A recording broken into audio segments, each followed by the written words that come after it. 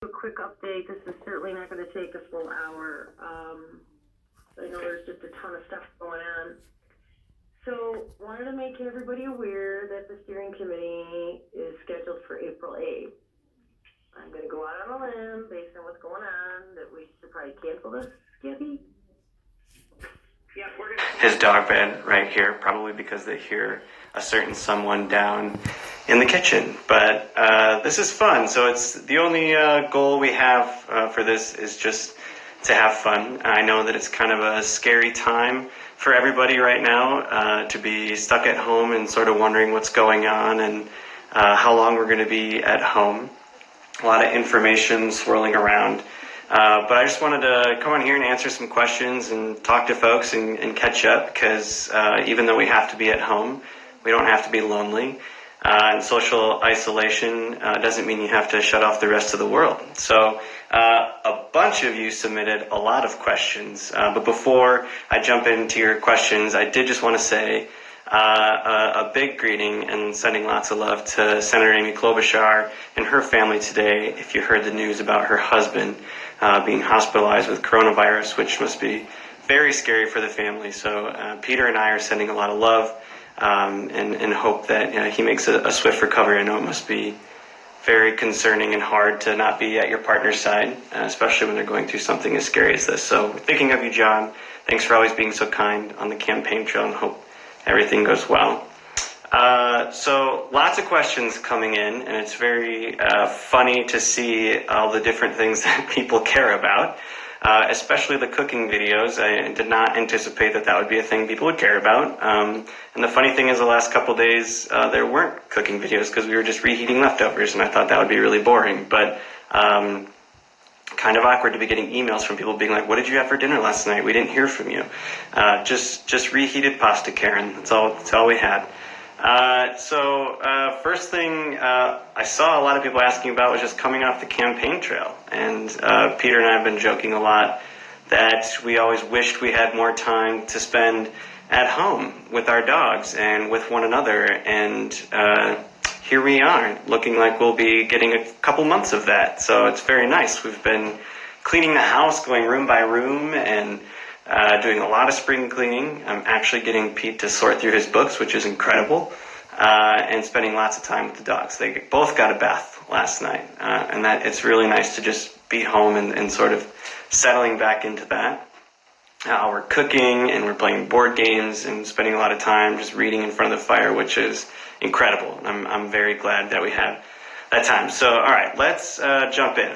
A bunch of people asking about homeschooling their kids, which I know must be insane, especially if you are not a teacher or you have no experience with teaching. I think the most important thing to take away from this opportunity is that it doesn't have to be, you don't have to be perfect. I think it sounds like a lot of people are putting way too much pressure on themselves to be perfect and to be the best teacher. I think if I could give you any advice, it would be to try to spark some curiosity and keep your kids curious and ask them what they're curious about. And if they're curious and they want to know more about something, then you should encourage them to pursue learning more about that. But you yourself aren't a teacher, and you don't have to be a perfect teacher.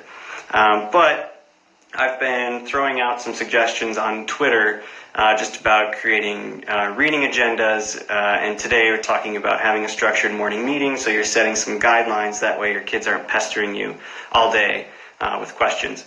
All right, let's see. Awkwardly, no questions about the beard. Not a single question about the beard, which I thought was so weird because it seemed like everybody cared about the status of Pete's beard, but nobody asked about it. So I guess we'll have to wait for an update on that.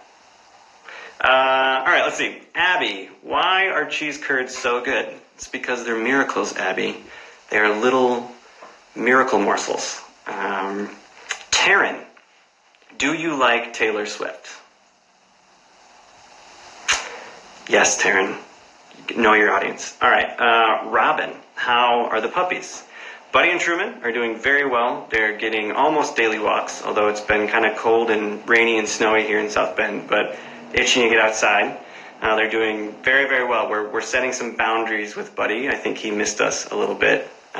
So trying to set some ground rules there, but lots of snuggles and lots of love. Thank you for caring about them. All right, Colin asks tips for somebody who's coming out to you. That's really important, Colin. I appreciate you asking that question and caring about how you can be a really good ally. So the thing I would tell you to think most about is helping your friend understand that they don't owe the world anything. I think you put a lot of pressure on yourself when you're coming out, that you owe everybody an explanation. You have to explain it to everybody, you have to come out to everybody. But I don't think that's necessarily true.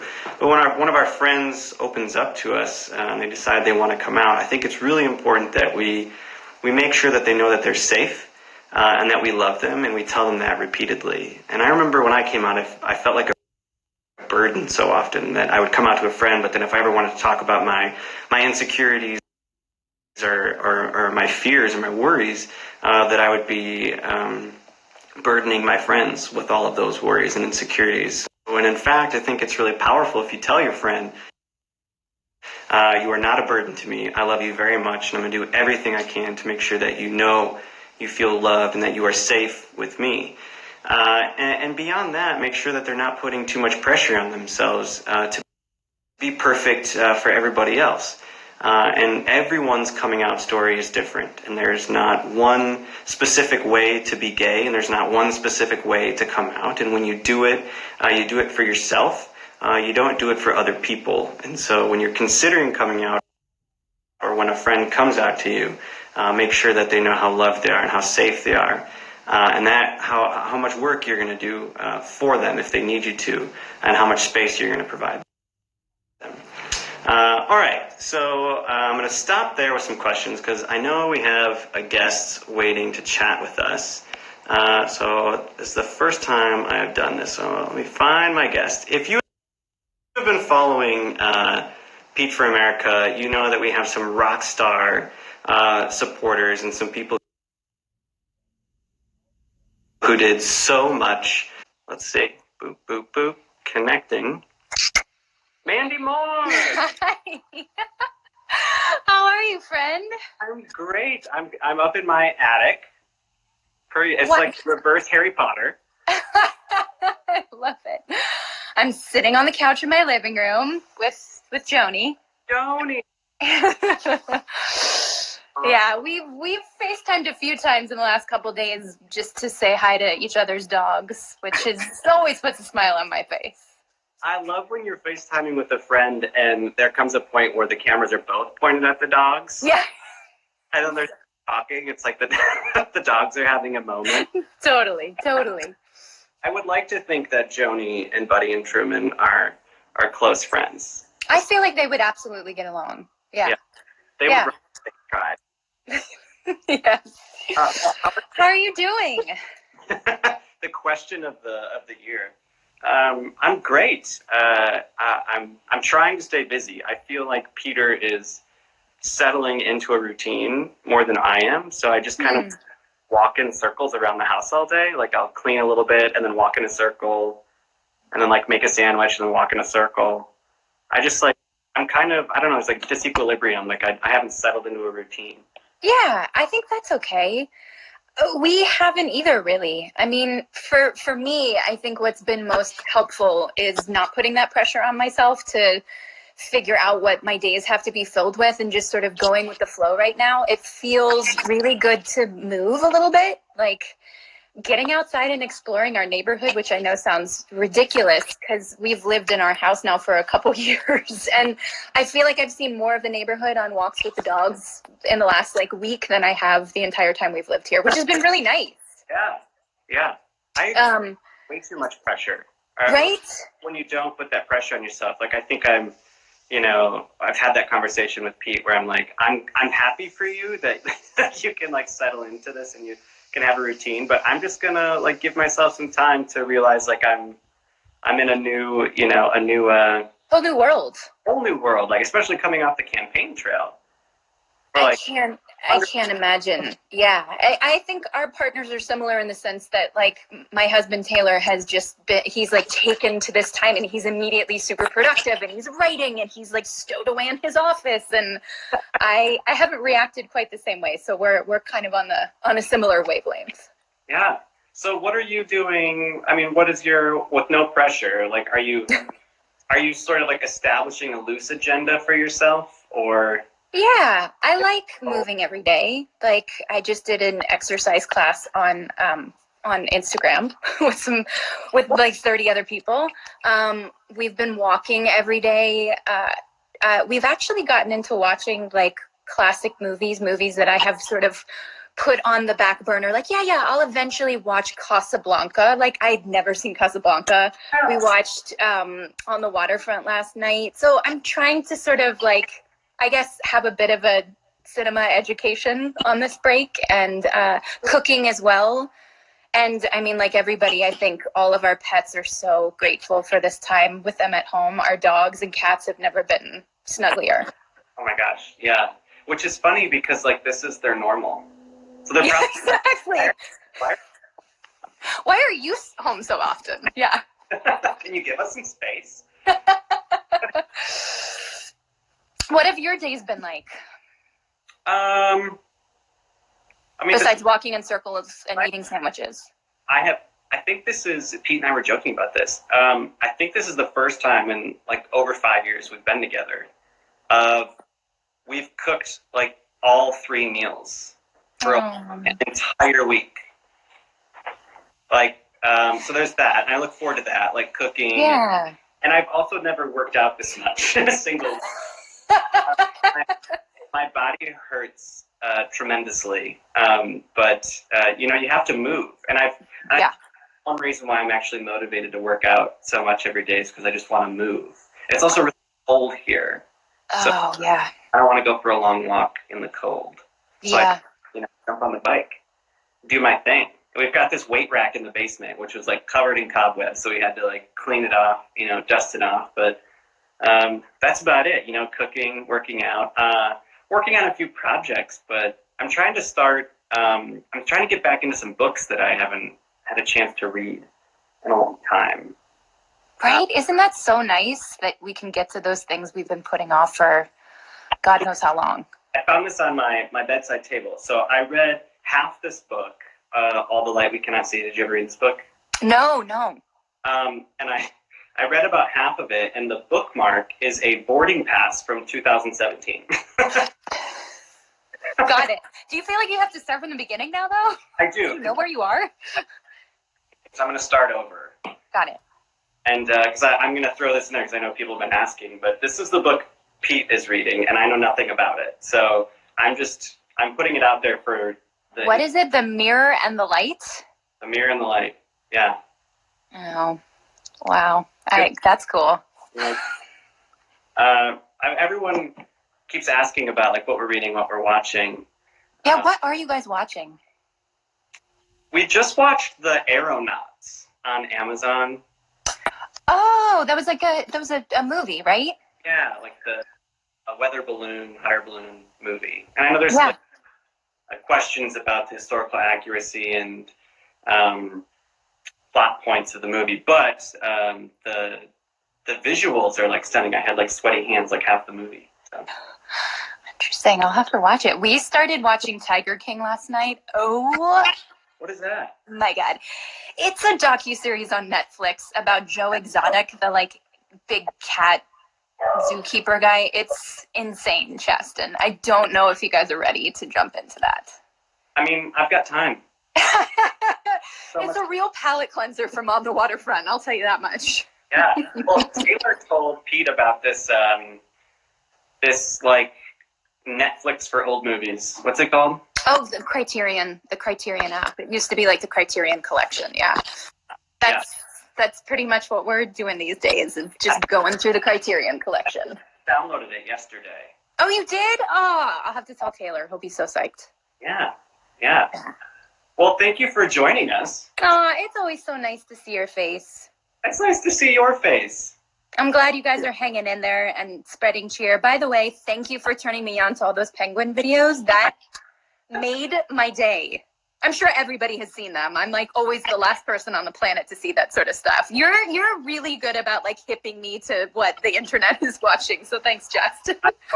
I have to find this tweet that Pete sent me today. I'm DMing it to you. It's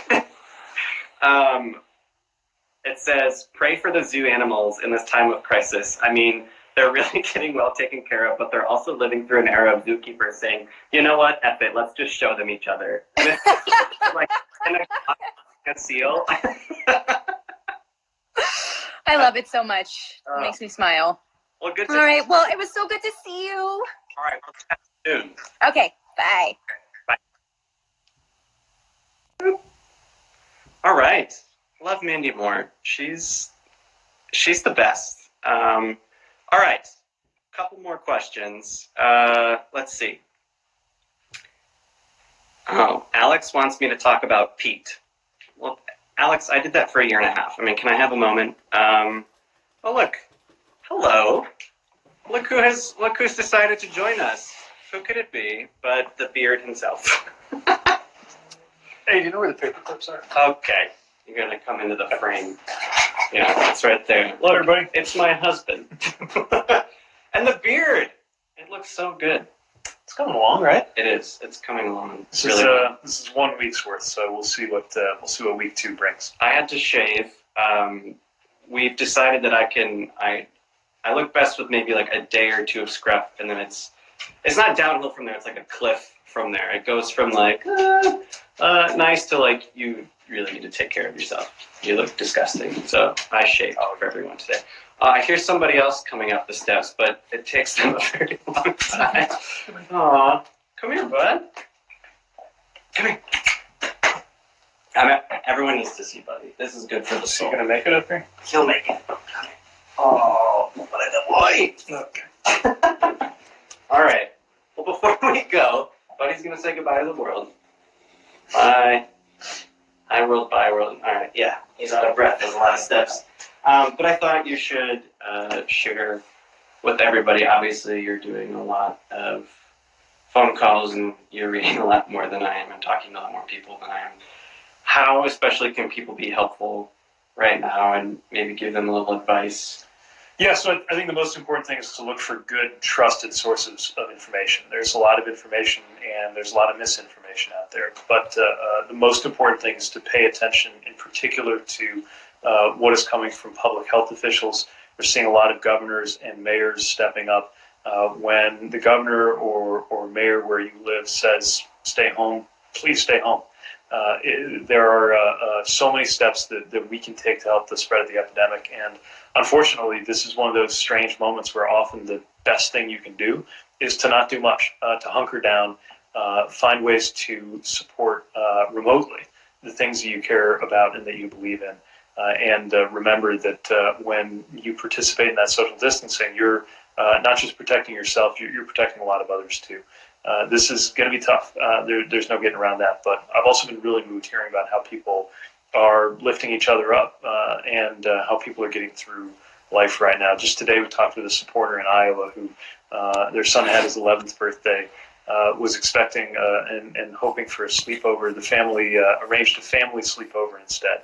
And they made the best out of it. And families across the country and people across the country are doing just that, finding new ways to make the best of the moment that we're in.